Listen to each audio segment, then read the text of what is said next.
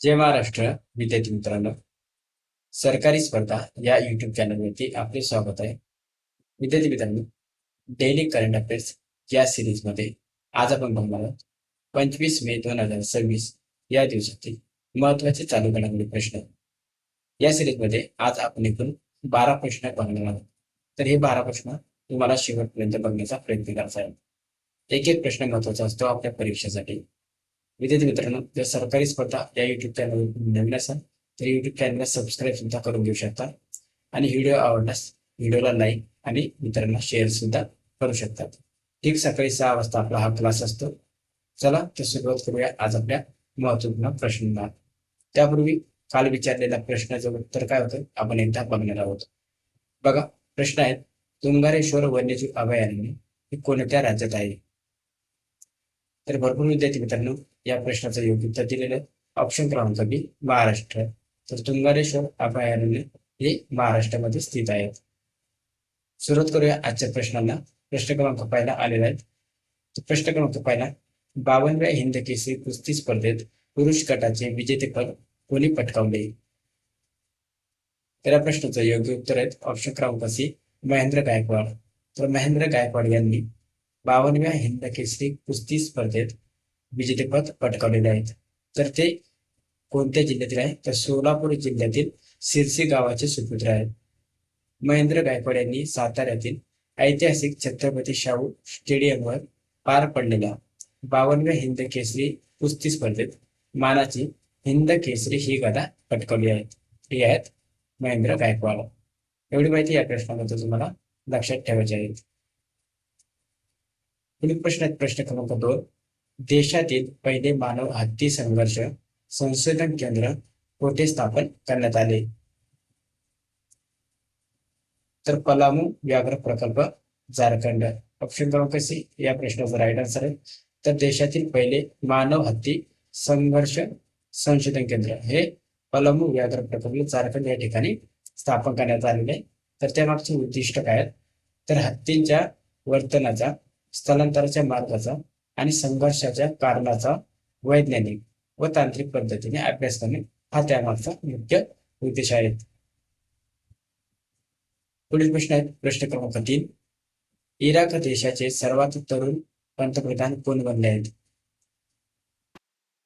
तर इराण देशाचे सर्वात तरुण पंतप्रधान हे अली अल जैदी हे बनलेले आहेत. ऑप्शन क्रमांक बी या प्रश्नाचं योग्य उत्तर होईल.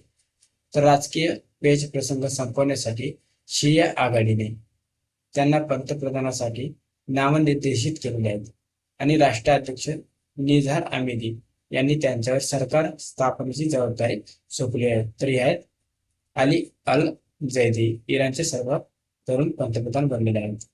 एवढी माहिती या प्रश्नाबद्दल. पुढील प्रश्न आहेत प्रश्न क्रमांक 4, पूर्व विभागात ग्रामीण स्वच्छतेमध्ये कोणते राज्य क्रमांक 1 चे राज्य बनले आहेत? बघा, पूर्व विभागामध्ये ग्रामीण स्वच्छतेमध्ये बिहार हे राज्य क्रमांक 1 राज्य बनलेले आहेत. ऑप्शन क्रमांक ए या प्रश्नाचा राईट आन्सर आहे. तर हा स्वच्छ सर्वेक्षणामध्ये कचरा व्यवस्थापन आणि उत्कृष्ट सामुदायिक सहभागामुळे ग्रामीण भागातील उत्कृष्ट कामगिरीसाठी बिहारला हा पुरस्कार मिळाला आहे. तर या पूर्व विभागात भागलपूर हे सर्वोत्तम कामगिरी करणारा जिल्हा म्हणून पुढे आले आहेत. एवढी माहिती या प्रश्नाबद्दल. पुढचा प्रश्न आहे प्रश्न क्रमांक 5, कामगारासाठी श्रम मित्र ऍप कोणत्या राज्य सरकारने सुरू केलं आहे? बघा, तर श्रम मित्र हे ऍप कोणत्या राज्य सरकारने सुरू केलेले आहे? तर हरियाणा या राज्य सरकारने सुरू केलेलं आहे. ऑप्शन क्रमांक बी या प्रश्नाचं योग्य उत्तर आहे. तर कोणासाठी आहेत? तर ही नोंदणी कोणत्या कौशल्यासाठी आहेत? तर सुतार, गवंडी, प्लंबर, इलेक्ट्रिशियन यासारखे कुशल व अकुशल कामगार घर बसल्या त्यांची माहिती व हे कौशल्य नोंदवू शकतात. कशाद्वारे? तर श्रम मित्र या ऍपद्वारे. नेक्स्ट प्रश्न आहे आता प्रश्न क्रमांक 6, my health care plan age plus ही योजना कोणत्या कंपनीने सादर केली आहे? तर my health care plan age plus ही जी योजना आहे तर ही बजाज जनरल इन्शुरन्स या कंपनीने सादर केलेले आहेत. ऑप्शन क्रमांक बी या प्रश्नाचं योग्य उत्तर असणार आहे. पुढील प्रश्न आहे प्रश्न क्रमांक 7. पहिली international big cat alliance IBCA शिखर परिषद कोठे होणार आहे? बघा, तर इंटरनॅशनल बिग कॅट अलायन्स जी पहिली होणार आहे आपल्या भारतामध्ये, तर ही होणार आहेत नवी दिल्ली या ठिकाणी. ऑप्शन क्रमांक बी या प्रश्नाचा राईट आन्सर आहे. तर भारतामध्ये 1 ते 2 जून दरम्यान नवी दिल्ली येथे पहिल्या इंटरनॅशनल बिग कॅट अलायन्स शिखर परिषदेचे आयोजन करण्यासाठी आता सज्ज झालेले आहेत. एवढी माहिती या प्रश्नाबद्दल IMP आहे. प्रश्न आहे पुढचा प्रश्न क्रमांक 8. कोणत्या शहरातील चाचणी pilot society of experimental test pilots चा फेलो म्हणून नियुक्त झाले आहेत? सोसायटी ऑफ एक्सपेरिमेंटल टेस्ट पायलटचा फेलो म्हणून कोण नियुक्त झाले? तर बंगळुरू हे राज्य नियुक्त झालेले. ऑप्शन क्रमांक सी या प्रश्नाचं योग्य उत्तर आहे. तर हिंदुस्थान एरोनॉटिक्स लिमिटेड चे कार्यकारी संचालक आणि chief test pilot group captain K Venugopal हे निवृत्त झालेले आहेत. तर हे यांना बहुमान मिळवणारे भारतीय पहिले ठरले आहेत. तर पहिले भारतीय ठरलेले आहेत तर हे आहेत बंगळुरूचे. तर त्यांना हा प्रतिष्ठित आंतरराष्ट्रीय सन्मान त्यांच्या 25 वर्षापेक्षा जास्त काळातील उत्कृष्ट उड्डाण चाचणी आणि एरोस्पेस क्षेत्रातील योगदानासाठी देण्यात आलेला आहे. कोणता पुरस्कार? तर society of experimental test pilots हा फेलो म्हणून नियुक्त करण्यात आलेले. तर ते कोठे होते? बंगळुरू या शहरातले होते. ऑप्शन क्रमांक सी राईट आन्सर.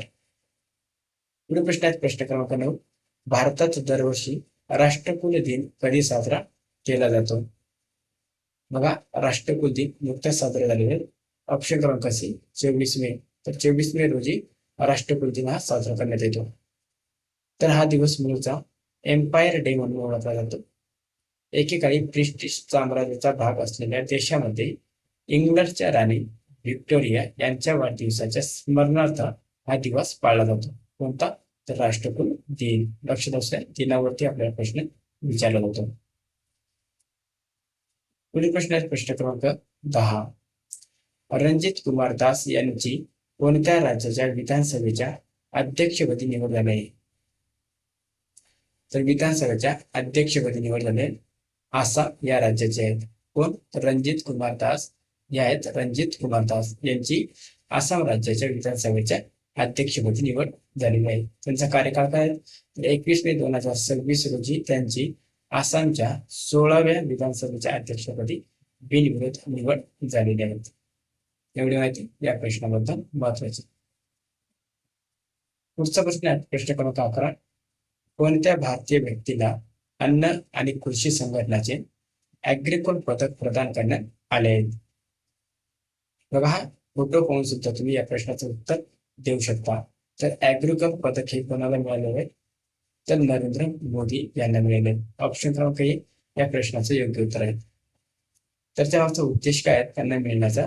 तर शेती उत्पादकता वाढवणे, अन्न सुरक्षा मजबूत करणे, गरिबी निर्मूलन आणि ग्राम विकासातील त्यांच्या उल्लेखनीय योगदानाची दखल घेऊन हा पुरस्कार त्यांना देण्यात आला आहे. हे आहेत त्यामागचं महत्वाचा उद्देश. पुढचा प्रश्न आहे आपला प्रश्न क्रमांक 12. 2026 मध्ये कोणत्या हिंदी वृत्तपत्राला प्रकाशक ऑफ द इयर या पुरस्काराने सन्मानित करण्यात आले आहेत? इम्पॉर्टंट क्वेश्चन आहे. तर ऑप्शन क्रमांक सी दैनिक जागरण. तर दैनिक जागरण या वृत्तपत्राला प्रकाशक ऑफ द इयर या पुरस्काराने सन्मानित करण्यात आले आहे. त्यामुळे या प्रश्नाचा राईट आन्सर आहे ऑप्शन क्रमांक सी. तर जागरण प्रकाशक लिमिटेडने या सोहळ्यात एकूण 8 पदके जिंकलेले आहेत. त्यापैकी 3 सुवर्ण, 2 रौप्य, 2 कांस्य आणि 1 गुणवत्ता प्रमाणपत्र जिंकून हा प्रतिष्ठित किताब त्यांनी पटकावलेला आहे. तर एवढी माहिती या प्रश्नाबद्दल महत्वाची होती. विद्यार्थी मित्रांनो, हे होते आपले आजच्या व्हिडिओमध्ये 12 प्रश्न. तर आजचा प्रश्न आहे तुमच्यासाठी आणि या प्रश्नाचं उत्तर तुम्हाला कमेंट करून सांगायचे आहे. प्रश्न काय आहेत? RBIने अलीकडेच कार्यकारी संचालक म्हणून कोणाची नियुक्ती केली आहे? बघा, कार्यकारी संचालक म्हणून ऑप्शन क्रमांक 1 गुणवीर सिंग, बी शक्तिकांत दास, सी रोहित जैन आणि डी उर्जित पटेल. तर या 4 पर्यायापैकी तुम्हाला योग्य उत्तर कमेंट करून सांगायचे आहे.